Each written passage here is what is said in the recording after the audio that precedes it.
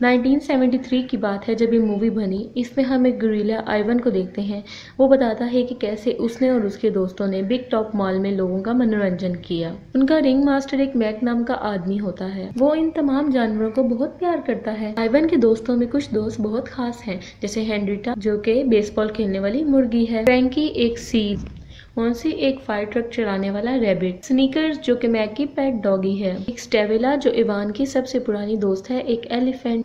इनके अलावा एक स्टेट ऑफ बॉब भी है जो काफी सालों से छुप के रोज रात को उसके पिंजरे में सोने आ जाता है और आइवन को अपना बेस्ट फ्रेंड मानता है। मैक का एक वर्कर है, उसकी बेटी का नाम है जूलिया। वो रोजाना अपने बाप के साथ आइवन के पास आती है। एक दिन मैक की बातों से आइवन को पता चलता है कि उनके शो से इतना पैसा उनको नहीं आ रहा कि ये मॉल चल सके। तो रात को वो स्टेला को कहता है कि जल्द ही वो कुछ ऐसा करेगा जिससे शो की पॉपुलैरिटी बहुत बढ़ जाएगी और स्टेला भी उसका साथ देने को तैयार हो जाती है। अगले दिन आइवन बहुत जोर लगाता है लेकिन देखता है कि आज भी शो में बहुत कम लोग हैं। मैक का सिक्योरिटी गार्ड कैसिलो बॉब को पिंजरे से भगाने की कोशिश करता है लेकिन आइवन को देख के उसकी हिम्मत नहीं होती। फिर जूलिया उसको कुछ क्रेयॉन्स और पेपर देती है क्योंकि उसको लगता है कि शायद आइवन को ड्राइंग में बहुत इंटरेस्ट है। आइवन शीशे पे एक बीटल को देखता है और उसकी ड्राइंग एक पेपर पे बनाना शुरू कर देता है। बॉब को समझ तो कुछ नहीं आती लेकिन वो फिर भी इम्प्रेस हो जाता है। जूलिया को उसकी ड्राइंग बहुत पसंद आती है। वो अपने पिता को भी दिखाती है कि ये आइवन ने बनाई है लेकिन काम कम होने की वजह से धीरे धीरे वहाँ पे से सारे वर्कर चले जाने शुरू कर देते हैं और मैक बहुत परेशान होता है। लेकिन एक दिन मैक को फोन आता है जिसे सुन के बहुत खुश हो जाता है। बॉब स्नीकर से मिलने जाता है और वो उसको बताती है कि आज का शो कैंसिल हो गया है और वो उसको बताती है कि आज हमारे बीच एक नया एनिमल आने वाला है लेकिन ये बात किसी को नहीं बतानी। बाहर निकलते ही बॉब ये बात सबको बता देता है क्योंकि उसको होता है कि शायद पॉपुलैरिटी कम होने की वजह से मैक हम में से किसी एक को बाहर निकालने वाला है। और बाद में पता चलता है कि वो एक एनिमल एक स्टेला के साथ रखा जाता है जो कि एक एलिफेंट होता है, बेबी एलिफेंट। उसका नाम ग्रूवी होता है। आइवन ग्रूवी से इरिटेट होने लग जाता है क्योंकि ग्रूवी बहुत ज्यादा परेशान करती है। अगले दिन मैक आइवन की परफॉर्मेंस के बीच में ही ग्रूवी को इंट्रोड्यूस करवाता है और इस तरह स्टेला और ग्रूवी के एंट्री से वो शो मजीद चलने लग जाता है और आइवन को ये देख के बहुत अफसोस होता है और मैक ग्रूवी की फोटो पोस्टर पे लगा देता है। आइवन और बॉब ये देखकर जलने लग जाते हैं। एक दिन जूलिया देखती है कि स्टेला के पैर में चोट लगी है और मैक उसको दवाई देता है। रात को रूबी की जिद करने पर स्टेला उसको अपनी स्टोरी सुनाती है। तो वो उसको अपनी स्टोरी सुनाती है कि कैसे वो एक बड़े से गड्ढे में फंस गई थी और एक लड़की ने उसको वहां से निकाला था। तो वो उसको बताती है कि बाहर की दुनिया में हम बहुत आजाद होते हैं, कैसे वहाँ पे हर तरफ आजादी होती है। और आइवन भी ये सुनता है तो उसको भी होता है कि वो भी ऐसी जिंदगी का ख्वाहिशमंद है। स्टेला की तबीयत सही नहीं होती तो इसलिए वो रूबी को अकेले वहाँ भेजने के लिए कहती है शो पे। तो रूबी वहाँ जाने से डर जाती है। आइवन को उस पर तरस आता है और वो उसका कॉन्फिडेंस लेवल बढ़ाता है और फिर इस तरह रूबी बाहर शो के लिए चली जाती है। अब रूबी की जिद करने की वजह से आइवन उसको अपनी स्टोरी सुनाता है। वो बताता है कि वो बहुत छोटा था और कैसे उसे मैक और हेलन ने अडॉप्ट किया था। वो उसे बहुत प्यार करते थे लेकिन जैसे ही वो बड़ा होता गया तो वो उनके काफी ज्यादा नुकसान करने लग गया। मैक को उससे कोई प्रॉब्लम नहीं थी लेकिन हेलन को प्रॉब्लम थी, इसलिए वो इन दोनों को छोड़ के वहाँ से चली गई और मैक इसको मॉल में ले आया। आइवन देखता है कि रूबी सो चुकी होती है। इतने में वहाँ स्टेला आती है और कहती है कि यह भी बहुत छोटी है, मैं नहीं चाहती कि ये अपनी पूरी जिंदगी इस बंद पिंजरे में गुजार दे। वो कहती है कि वो चाहती है कि रूबी यहाँ से बाहर निकल के एक आजाद जिंदगी गुजार सके।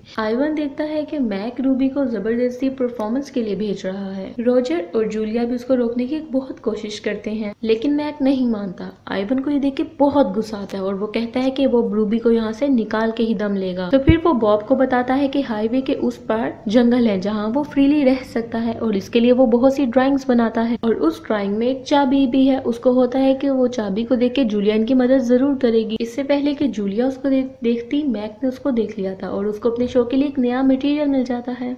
वो लोगों से एक पोस्टर लगवाता है और कहता है कि आइवन अब ड्राइंग्स भी बनाता है और इस तरह वहाँ बहुत ज्यादा रश लग जाता है। मैक के बहुत ज्यादा इंसिस्ट करने के बावजूद आइवन कुछ भी ड्रॉ नहीं करता और वहाँ से चला जाता है। मैक आइवन को बहुत समझाता है लेकिन उसके दिमाग में सिर्फ स्टेला से किया गया वादा पूरा करने की जिद होती है। मैक वहाँ बॉब को देखता है और कैस्टिलो से इसे फौरन बाहर निकालने को कहता है और वो उसे धमकी देता है कि अगर तुमने ऐसा ना किया तो मैं तुम्हें जॉब से निकाल दूंगा। ये सुन के आइवन एक प्लान बनाता है और बॉब को उसके पास भेजता है।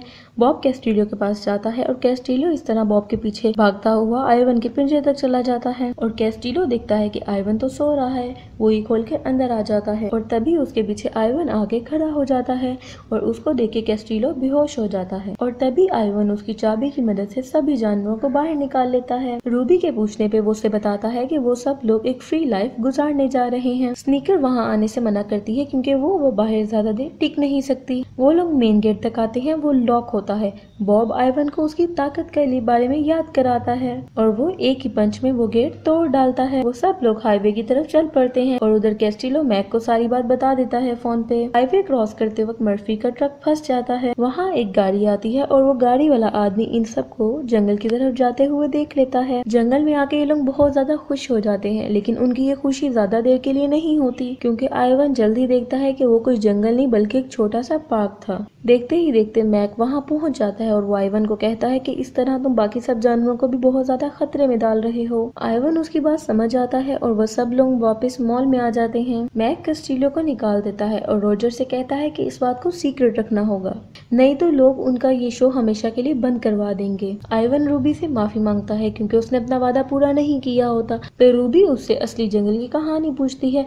आइवन उसको अपनी कहानी बताता है कि जब वो छोटा था और इंसानों ने उसको नहीं पकड़ा था तो वो अपने माँ बाप के साथ एक जंगल में रहा करता था और कीचड़ की पेंटिंग्स बनाया करता था। उसके फादर उसको एक मजबूत एक अच्छा गुरीला बनाना चाहते थे, लेकिन वो उनकी बात नहीं मानता था। उसका सारा टाइम या तो ड्राइंग करते गुजरता था या अपनी बहन के साथ खेलते गुजरता था। एक दिन जंगल में बहुत ज्यादा हंटर्स आए। उसके पिता ने उसकी जान बचाने की बहुत कोशिश की, लेकिन उसके पिता को उन हंटर ने मार दिया और उसको पकड़ के शहर ले आए और वहाँ मैक ने इसको अडॉप्ट कर लिया। ये सुन के बॉब इंसानों को शैतान बोलता है, लेकिन रूबी कहती है कि सारे इंसान एक जैसे नहीं होते क्योंकि बचपन में स्टेला को भी किसी एक लड़की ने बचाया था और जूलिया भी उनका बहुत ध्यान रखती है। अगले दिन जूलिया आइवन को कुछ और कलर्स देती है और उसको अपनी बनाई ड्राइंग दिखाती है। अगले दिन आइवन को एक आइडिया आता है और आइवन जूलिया के दिए गए कलर से एक पेंटिंग बनाना शुरू कर देता है। अगले दिन मैक शो के लिए दोबारा जाता है तो रिपोर्टर कहती है कि कल जो जानवर भागे थे उनके बारे में आप क्या कहना चाहेंगे। तो मैक कहता है यहाँ सब कुछ बिल्कुल ठीक है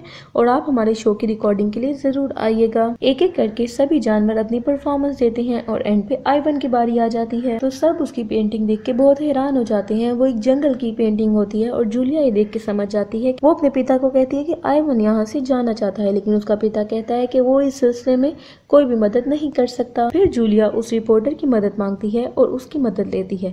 देखते ही देखते मॉल के बाहर लोग प्रोटेस्ट करना शुरू कर देते हैं कि जानवरों को आजाद कर दिया जाए। आइवन समझ आता है कि उसका प्लान कामयाब हो गया और मैक भी गिव अप कर देता है। सब जानवर एक दूसरे से आखिरी दफा मिलने लगते हैं। आइवन रूबी को बताता है कि अब वो एक आजाद जिंदगी गुजार सकेगी। मैक भी आइवन से मिलने आता है और उसको अपनी और आइवन की एक पिक्चर दिखाता है। आइवन भी उसको अलविदा कह के अपनी अगली जिंदगी की तरफ आगे बढ़ जाता है। तो जब आइवन उठता है और आइवन देखता है कि वो एक अटलांटा जू में है जहाँ वो आजादाना जिंदगी गुजार सकता है। आइवन वहाँ अपने जैसे और भी बहुत से गुरीलास को देखता है। आइवन बहुत खुश हो जाता है और थोड़ी आगे देखता है और वहाँ थोड़ी दूर आगे उसको हाथियों का झुंड दिखाई देता है जहाँ पे वो रूबी को भी देखता है। फिर आखिर वो खुश हो जाता है कि स्टेला से किया गया वादा उसने पूरा कर दिया और वो रूबी का ख्याल भी रख सकता था। Thank you so much for watching.